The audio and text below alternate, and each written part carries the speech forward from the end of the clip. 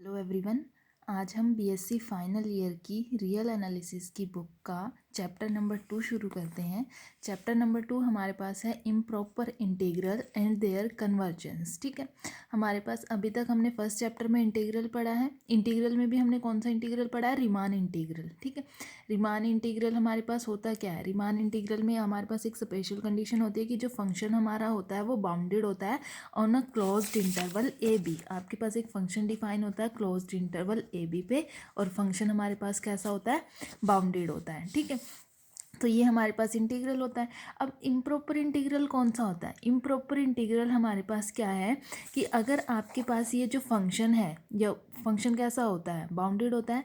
अब अगर ये फंक्शन बाउंडेड ना होके अनबाउंडेड हो जाए, ठीक है। अब देखो रीमान रीमान क्यों एग्जिस्टेंस में आया था?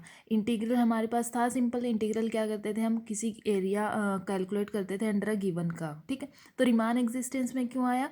क्योंकि जो हमारे पास वो फंक्शन होता था वो कॉन्टिन्यूस होता था। तो अगर फंक्शन डिसकॉन्टिन्यूस हो जाए तब क्या होगा? ठीक है, तो उसके लिए किसने काम किया? रीमान ने काम किया।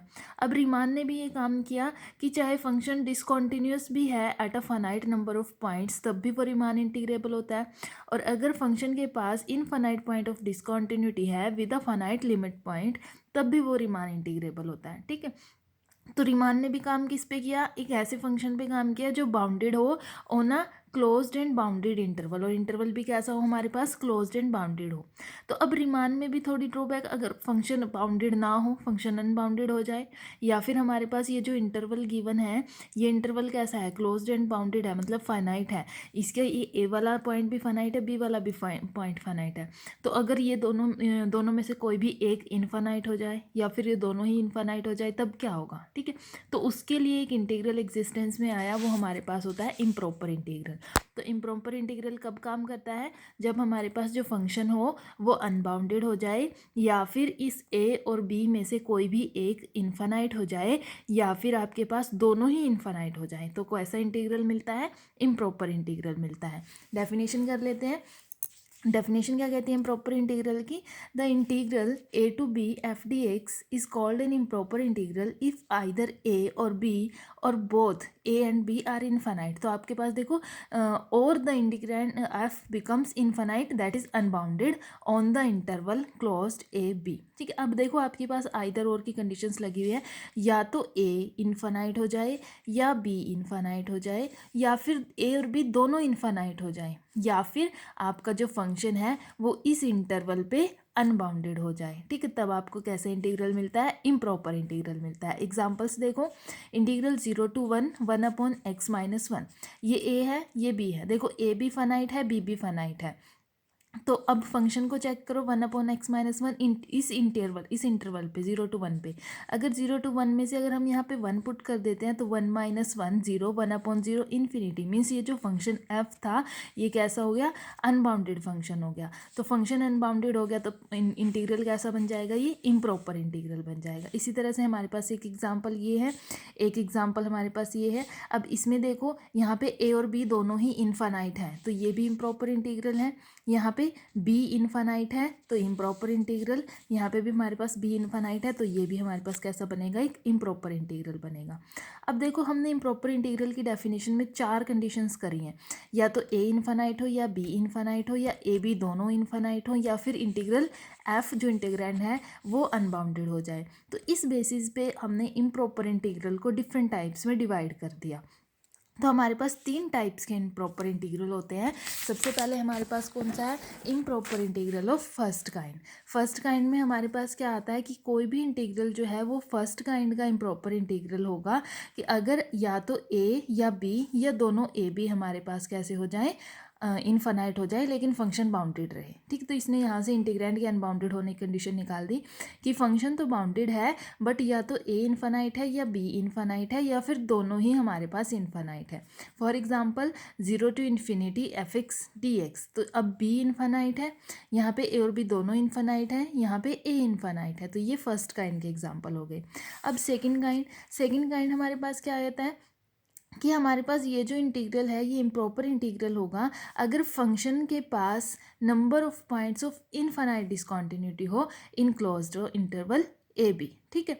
यानी कि ये आपके पास कौन सी कंडीशन है जो हमने लास्ट वाली बचाई थी कि जो इंटीग्रैंड है वो अनबाउंडेड हो जाए। आप इसको ये भी बोल सकते हो कि अगर आपका इंटीग्रैंड अनबाउंडेड हो जाए तो आपके पास कौन सा इम्प्रॉपर इंटीग्रल होता है, सेकंड काइंड का। एग्जांपल देखो, 0 to 1 1/x x 1 - x, this is F. इस इंटरवल पे अगर यहाँ से हम 1 पुट कर दे तो 1/0 इन्फिनिटी, तो ये आपके पास कैसा बन जाएगा, इंटीग्रैंड अनबाउंडेड और function improper integral of second kind. फिर आपके पास आता है improper integral of mixed kind, या फिर आप बोल सकते हो थर्ड काइंड। इस केस में क्या होता है, integral has limits of integration and infinite interval having points of infinite discontinuity of the integrand f, then such type of integral is said to be improper integral of mixed kind और third kind. यानी कि इसमें आप ये पहला और दूसरा दोनों को मिक्स कर दोगे। पहले में तो सिर्फ क्या था, ए बी पे डिपेंड कर रहा था, या तो ए इन्फानाइट या बी इन्फानाइट, या दोनों इन्फानाइट। यहाँ पे इंटीग्रैंड पे डिपेंड कर रहा था कि इंटीग्रैंड अनबाउंडेड होना चाहिए। अगर इन दोनों कंडीशंस को हम मिक्स कर देते हैं कि या तो आपके पास जो लिमिट ऑफ इंटीग्रेशन है वो इनफाइनाइट हो जाए, या फिर आपका जो फंक्शंस अनबाउंडेड हो जाए, तो आपको कौन सा इंटीग्रल मिलता है, improper integral of mixed kind मिलता है। अब ये 3 टाइप के इंटीग्रल है, तो इन तीनों टाइप्स के इंटीग्रल को आपको सॉल्व करना है, ठीक है। अब सॉल्व करने के लिए आपके पास एक मेथड होता है। तो सबसे पहले हम फर्स्ट काइंड के लिए चेक करते हैं। फर्स्ट काइंड के लिए आपको करना क्या है, फर्स्ट काइंड में देखो क्या होगा, एफ तो बाउंडेड ही गिवन होगा, सिर्फ ए और बी पे दोनों में से एक इन्फानाइट होगा या दोनों ही इन्फानाइट होंगे। तो करना क्या है, दोनों में से जो भी इन्फानाइट गिवन होगा उसको टी से रिप्लेस करना है और टी को अप्रोच करा देना है इन्फिनिटी पे। अगर आप यहाँ से देखो a to infinity f d x, यहाँ पे बी इन्फानाइट गिवन है ना, तो इन्फिनिटी को टी से रिप्लेस करो और लिमिट अप्रोच करा दो टी टू इन्फिनिटी, तो ये कितना बन जाएगा, a to t f d x. Ultimately अगर आप देखो लिमिट टी अप्रोच इन्फिनिटी करने का मतलब क्या है कि टी की वैल्यू इन्फिनिटी तो रखनी है, तो यही तो मिलेगा, तो कोई फर्क नहीं पड़ता। इसी तरह अगर आपके पास ये वाली वैल्यू इन्फिनिटी गिवन हो, देखो यहाँ पे देख लो ए को माइनस इन्फिनिटी गिवन है, तो क्या करोगे, माइनस इन्फिनिटी को रिप्लेस कर दोगे टी से और टी को अप्रोच करा दोगे माइनस इन्फिनिटी पे, ठीक है। तो आपके पास क्या हो जाएगी, t less than b provided the limit exist as a finite number, ठीक है। अब अगर ये जो हमारी लिमिट्स आएंगी इनको कैलकुलेट करके, ये वाली लिमिट कैलकुलेट करनी है, ये वाली लिमिट कैलकुलेट करनी है। अगर लिमिट हमारी आती है फाइनाइट नंबर, तो हमारे पास जो इंटीग्रल होता है वो कैसा होता है, कन्वर्जेंट होता है, अदरवाइज उसको हम डाइवर्जेंट बोलते हैं। अब यहाँ तो एक एक इन्फिनिटी की बात हुई, अगर आपके पास दोनों ही लिमिट्स इनफाइनाइट हो जाए, ए भी इनफाइनाइट हो जाए, बी भी इनफाइनाइट हो जाए, इस केस में आपको क्या करना है, आपको इस इंटरवल के बीच में से एक पॉइंट उठाना है सी, ठीक है, और इसको ब्रेक कर दो आप दो इंटीग्रल्स में डिवाइड कर दिया, minus infinity to c plus c to infinity. ये कर सकते हैं, इंटीग्रल की प्रॉपर्टी होती है, ठीक है, minus infinity to c and c to infinity. तो अब ये दो उसमें डिवाइड हो गया और दोनों के दोनों केस कैसे हैं, जैसे हम फर्स्ट डिस्कस करके आए हैं, इसका ए इन्फानाइट है, इसका बी इन्फानाइट है, तो यहाँ से इसको टी से रिप्लेस करो। अब क्योंकि दो टी लेने पड़ेंगे तो टी में डिस्टिंक्शन कर दो, इसको टी वन से रिप्लेस करो, t one approaches to minus infinity, इसको टी टू से रिप्लेस करो, t two approaches to plus infinity, ठीक है। तो अगर ये दोनों के दोनों लिमिट्स आपके पास एग्जिस्ट कर जाएं, ठीक है, तो हमारे पास इंटीग्रल कैसा हो जाता है, कन्वर्जेंट हो जाता है, अदरवाइज ये डाइवर्जेंट हो जाता है।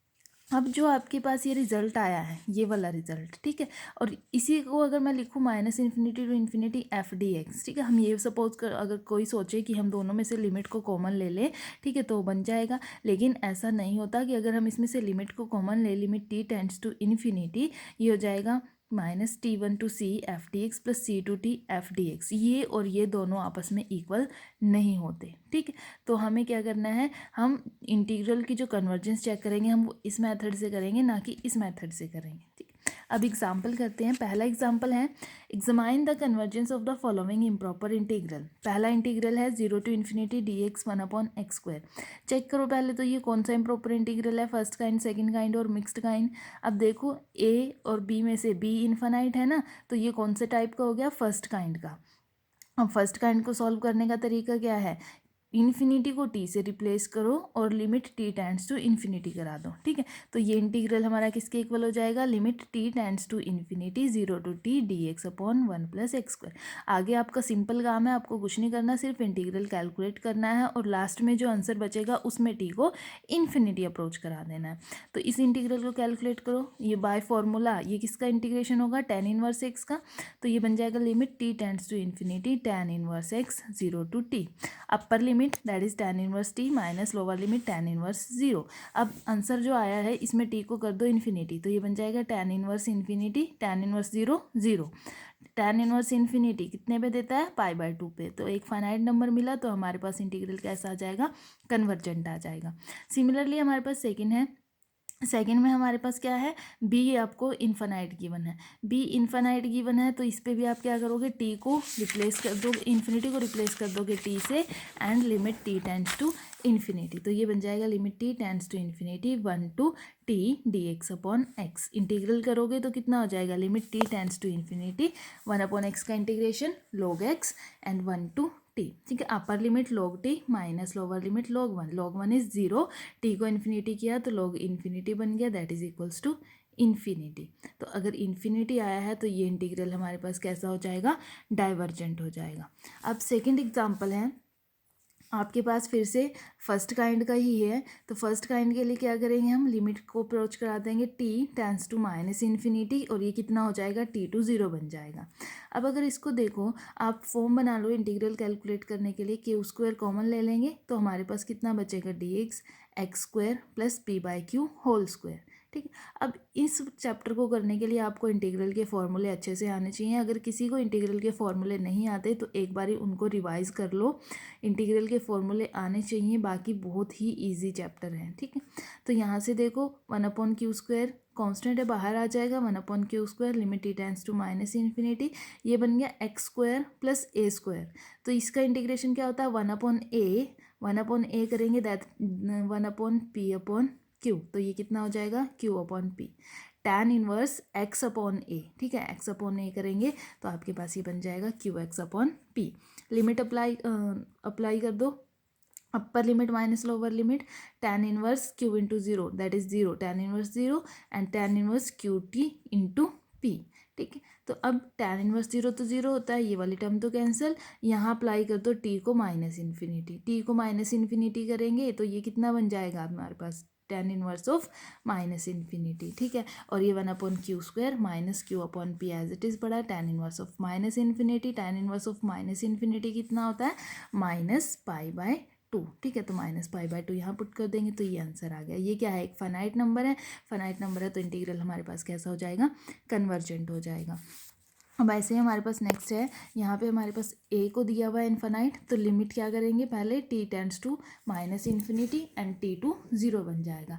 अब हमें क्योंकि इंटीग्रल कैलकुलेट करना है तो पहले इसकी हमें एक प्रॉपर फॉर्म बनाते हैं, 2 से इसको मल्टीप्लाई कर दिया, 2 से इसको डिवाइड कर दिया ताकि इंटीग्रेशन करने में ईजी रहे, ठीक है। तो 2 से मल्टीप्लाई, 2 से डिवाइड कर दिया, अब लिमिट अप्लाई कर दो, t tends to minus infinity t to 0 2x/1 + x² dx। इसका इंटीग्रेशन क्या बनेगा, log 1 + x² t to 0। Upper limit करेंगे log 1 इज 0, लोअर लिमिट करेंगे 1 + t², ठीक है। तो log 1 + t² बन जाएगा। 1 + t² में हमारे पास क्या है, इन्फिनिटी अप्रोच करा देंगे टी को, तो ये कितना हो जाएगा, माइनस इन्फिनिटी का स्क्वायर प्लस इन्फिनिटी बन जाएगा, that is minus log infinity. Log infinity कितना होता है, इन्फिनिटी, तो माइनस इन्फिनिटी आंसर आ जाएगा। तो this is not a finite number, तो हमारे पास इंटीग्रल कैसा हो गया, डाइवर्जेंट इंटीग्रल हो गया। अब ऐसे हमारे पास थर्ड एग्जाम्पल है, explain the convergence of the following integral. ये भी आपका फर्स्ट काइंड का ही है, क्योंकि फर्स्ट काइंड क्या कहता है, या तो ए इन्फिनाइट हो या बी इन्फिनाइट हो या दोनों ही इन्फिनाइट हो जाए। अब दोनों के केस में भी हमने किया, तो इसके लिए हम क्या करते हैं, पहले इंटीग्रल को ब्रेक कर लेते हैं किसी पॉइंट सी पे, तो माइनस इन्फिनिटी, अब माइनस इन्फिनिटी टू इन्फिनिटी के बीच में हमें कोई पॉइंट उठाना है, ठीक है। तो वो आपके पास एक जनरल पॉइंट होता है, आप कोई सा भी उठा सकते हो, तो हमने उठा लिया 0, 0 भी तो इसी के बीच का पॉइंट है। तो minus infinity to 0 dx/1 + x², ठीक है, plus 0 to infinity dx/1 + x²। अब इसमें अप्लाई करेंगे t1 को माइनस इन्फिनिटी पे, इसमें t2 को प्लस इन्फिनिटी पे। तो t1 approaches to minus infinity, t1 to 0 dx/1 + x² plus t2 tends to infinity, dx upon 1 plus x square. Integration को लगा दो फॉर्मूला, ये क्या हो जाएगा tan इनवर्स एक्स, यहाँ भी tan इनवर्स एक्स, ठीक है। T1 to 0, 0 to T2। Upper limit करेंगे tan इनवर्स 0 0, लोअर लिमिट करेंगे tan inverse T1, upper limit tan inverse T2, lower limit tan inverse 0 that is 0। ये दोनों टर्म्स 0 बन जाएंगी। यहाँ से अप्रोच करा दो T1 को माइनस इन्फिनिटी, एक माइनस बाहर पड़ा है, minus tan inverse minus infinity, plus यहाँ अप्रोच करा दो T2 को plus infinity tan inverse of infinity. अब tan inverse of minus infinity minus pi by two, minus minus plus हो जाएगा, plus pi by two, plus pi by two pi, finite number, तो integral convergent, ठीक है। ऐसे ही हमारे पास next है minus infinity to infinity, इसको भी एक जनरल पॉइंट पे ब्रेक कर लेते हैं, minus infinity to c plus c to infinity, ठीक है।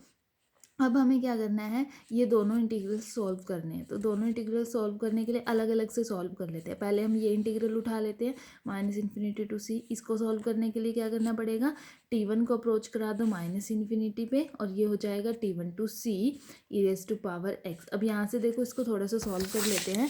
E raise to power x, d x क्या है, e raise to power x plus e raise to power minus x. इसको क्या कर सकते हैं, e x plus 1 by e x. यहाँ से एलसीएम लेंगे तो ये कितना बन जाएगा, d x e raise to power 2x plus 1 by e raise to power x. ये ऊपर चला जाएगा, e raise to power x e raise to power 2x plus 1 into d x बन जाएगा, ठीक है। तो फंक्शन हमारा बन गया e raise to power x e raise to power 2x plus 1। तो ये हो गया e raise to power x e raise to power 2x plus 1 d x. अब इसको सॉल्व करना है तो इसके लिए क्या करो, ई रेज टू पावर एक्स को पुट कर दो जेड, तो ये क्या हो जाएगा, ई की power x d x equal to d z, ठीक है। अब क्योंकि हमने एक्स को पुट किया है तो इसकी लिमिट भी चेंज करनी पड़ेगी। लिमिट चेंज कर दो, जब एक्स T1 है, एक्स को अगर यहाँ T1 करते हैं तो जेड कितना आ जाएगा, e raise to power T1। जब एक्स हमारा C है तो जेड कितना आ जाएगा, e raise to power C। तो लिमिट चेंज हो जाएगी, e raise to power T1 to e raise to power C, e x d x equal to d z and 1 plus e raise to power 2x बन रहा है, तो ये बन जाएगा 1 प्लस जेड स्क्वायर। और इसका integration tan inverse z, tan inverse z हो जाएगा। तो upper limit minus lower limit करेंगे तो हमारे पास कितना आ जाएगा, limit T1 tends to minus infinity tan inverse e raise to power C minus tan inverse e raise to power हमारे पास कितना बन जाएगा, T1, ठीक है। तो अब यहाँ से देखो tan inverse e raise to power C minus tan inverse e raise to power T को अप्रोच करा दो माइनस इन्फिनिटी पे, e raise to power minus infinity, आपके पास ये कितना बनेगा, 1 अपॉन ई की पावर इन्फिनिटी, 1 अपॉन ई की power infinity is equal to 1 upon infinity that is 0, ठीक है। तो ये बन गया tan इनवर्स 0 और ये हो गया पूरी टर्म 0, तो बचा गया tan inverse e raise to power C that is a finite number. अब C जो हमारा जनरल पॉइंट था, अगर हम उसको 0 ले लें, C को यहाँ पे 0 करके देखना, तो ई रेज टू पावर 0 1, तो tan इनवर्स 1 पाई बाय 4, ठीक है। तो फाइनाइट नंबर आ रहा है। अब इसका हमें सेकंड वाला इंटीग्रल भी कैलकुलेट करना है, सेकंड वाला जो हमने ये छोड़ा था, सेम इस प्रोसेस से हम इसका सेकंड इंटीग्रल कैलकुलेट करते हैं। T2 को अप्रोच कराते हैं इन्फिनिटी पे, C to T2 e raise to power x e raise to power 2x plus 1 d x, e raise to power x को पुट करते हैं Z, डिफ्रेंशिएशन करते हैं, तो सेम आर्ग्यूमेंट से हमारे पास ये यहाँ तक सॉल्व हो जाएगा। बचेगा pi by 2 minus tan inverse 1 e raise to power C that is again a finite number. और अगर इसमें भी हम C को जनरल पॉइंट को 0 कर दें तो ये कितना बनेगा, 0 करने पर e raise to power 0 1 tan inverse 1 आपके पास बन जाएगा पाई बाय 4, तो pi by 2 minus pi by 4 pi by 4, ठीक है। तो दोनों इंटीग्रल्स को सॉल्व करने पर यहाँ हमारा बचा tan inverse e raise to power C और यहाँ बचा pi by 2 minus tan inverse e raise to power C। अब हमें कैलकुलेट तो टोटल करना है, तो दोनों में इसकी वैल्यू पुट कर देंगे। तो जो टोटल इंटरवल है वो कितना हो जाएगा, tan inverse e raise to power C plus pi by 2 minus tan inverse e raise to power C that is, यहाँ से ये कैंसिल, आंसर बचेगा पाई बाय 2। तो टोटल इंटरवल की वैल्यू आई है पाई बाय 2, एक फाइनाइट नंबर आई है। तो हमारे पास जो इंटरवल होगा वो कैसा हो जाएगा, कन्वर्जेंट हो जाएगा। और किस पे कन्वर्ज करेगा, पाई बाय 2 पे कन्वर्ज करेगा, ठीक है। तो ये हमारे कुछ एग्जांपल्स थे जो improper integral of first kind के एग्जांपल्स थे। अगर इन एग्जांपल्स में किसी को कोई डाउट आता है तो आप मुझसे पूछ सकते हो।